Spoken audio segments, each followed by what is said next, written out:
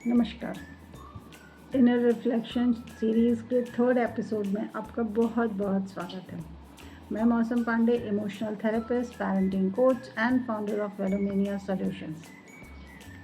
आज हम किसी सिद्धांत की बात नहीं करेंगे। आज हम एक कहानी सुनेंगे एंड कहानी कुछ ऐसी है कि एक 10 साल का बच्चा अपनी मम्मी के साथ बाज़ार जाता है और बाज़ार में उसे एक खिलौना बहुत पसंद आता है और वो ज़िद करने लगता है। तो मम्मा मुझे अभी ये खिलौना दिला दो। मम्मा उसे बहुत समझाती हैं, बेटा आज इसकी ज़रूरत नहीं है, लेकिन बच्चा ज़ोर ज़ोर से रोने लगता है। उसे लग रहा था कि अगर मम्मी उसे प्यार करती है तो उन्हें उसकी इच्छा पूरी करनी चाहिए। पास ही खड़े एक बुज़ुर्ग ये सब देख रहे थे। उन्होंने बच्चे को अपने पास बुलाया और मुस्कुराकर बोले, बेटा आज सुबह जब तुम उठे थे तो क्या तुमने अपनी आँखों का धन्यवाद किया कि ये इतनी सुंदर दुनिया तुमको इन आँखों से दिखाई देती है? क्या तुमने अपने पैरों का धन्यवाद किया कि वे तुम्हें चलना सिखाते हैं? क्या तुमने अपनी माँ का धन्यवाद किया जिन्होंने तुम्हारे लिए खाना बनाया? बच्चा चुप हो गया। उसने धीरे से सर झुका लिया। बुजुर्ग ने कहा, जिस बच्चे को अपनी मिली हुई चीज़ों की कदर नहीं होती उसे हमेशा वही दिखाई देता है जो उसके पास नहीं होता। तो दोस्तों, यही है आज की दुनिया की सबसे बड़ी चुनौती। हम अपने बच्चों को सब कुछ देना चाहते हैं, लेकिन क्या हम उन्हें आभार देना सिखा पा रहे हैं? आज का बच्चा खिलौनों से घिरा हुआ है, लेकिन संतोष से नहीं। उसके पास सारी सुविधाएं हैं, लेकिन कृतज्ञता नहीं। जब जीवन में ग्रैटिट्यूड नहीं होता है ना, तो धीरे धीरे अधिकार की भावना जन्म लेने लगती है। एंटाइटलमेंट, मुझे ये चाहिए, मुझे ये मिलना चाहिए, सब लोग मेरी ही हेल्प करेंगे, क्योंकि मुझे किसी को धन्यवाद कहने की कोई ज़रूरत नहीं है।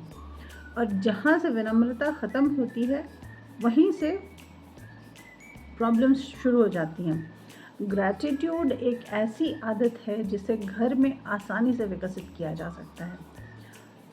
आज एक नया नियम बनाते हैं। रात के खाने के बाद पूरा परिवार 5 मिनट एक साथ बैठे। एक एक करके हर व्यक्ति 3 ऐसी बातें बताएं जिनमें आज उन्हें आभार समझ में आया है। शुरुआत में बच्चे सोचेंगे, फिर धीरे धीरे वे छोटी छोटी खुशियाँ देखना सीख जाएंगे। आज मेरे दोस्त ने मेरी ऐसे मदद की, आज दादी ने मुझे कहानी सुनाई, आज बारिश हुई तो मौसम अच्छा हो गया। यही अभ्यास उनके मन से समृद्धि की ओर ले जाएगा। और यही छोटी सी आदत जब बच्चा स्कूल से लौटे तब भी उससे पूछिए। तब उससे नंबरों की बात मत कीजिए, तब उससे क्लासेस की बात मत कीजिए। तब उससे पूछिए कि आज ऐसी कौन सी चीज़ हुई जिसके लिए तुम भगवान का धन्यवाद देना चाहोगे। यह एक प्रश्न उसके सोचने का तरीका बदल देगा। और एक बात हमेशा याद रखिए, हमारी सीख से कम हमारे जीवन से ज़्यादा सीखते हैं हमारे बच्चे। अगर आप घर में हर छोटी बात पर शिकायत करेंगे तो बच्चा भी शिकायत करेगा। अगर आप हर छोटी खुशी पर धन्यवाद देंगे तो बच्चा भी धन्यवाद देगा। संस्कार शब्दों से नहीं आता, वातावरण से आता है। आज मैं आपको एक 21 डे ग्रैटिट्यूड चैलेंज देना चाहती हूँ। अगले 21 डेज तक हर रात अपने बच्चे के साथ बैठिए, 3 बातें लिखिए और ऐसी बातें जिसके लिए बच्चा आभारी है, और ये हर दूसरे दिन कीजिए। एंड हर रोज़ वो 3 चीज़ें अलग अलग होनी चाहिए। धन्यवाद, तुम मेरी ज़िंदगी का एक अनमोल हिस्सा हो। मानिए अपने बच्चे को। यह केवल आपके बच्चे को नहीं बदलेगा, ये पूरे परिवार के रिश्तों में मिठास घोल देगा। अंत में बस एक बात, जिस घर में धन्यवाद की आवाज़ रोज़ सुनाई देती है उस घर में अहंकार कभी स्थायी नहीं हो सकता। यदि आपको ये वीडियो पसंद आया हो तो इसे अपने परिवार और दोस्तों के साथ ज़रूर साझा करें।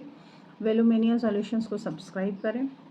हमारा उद्देश्य सिर्फ सफल बच्चे नहीं बल्कि संस्कारवान और संवेदनशील पीढ़ी का निर्माण है। इस इनर रिफ्लेक्शन सीरीज़ में अंत में मैं आपको एक छोटा सा मेडिटेशन करवाना चाहूँगी।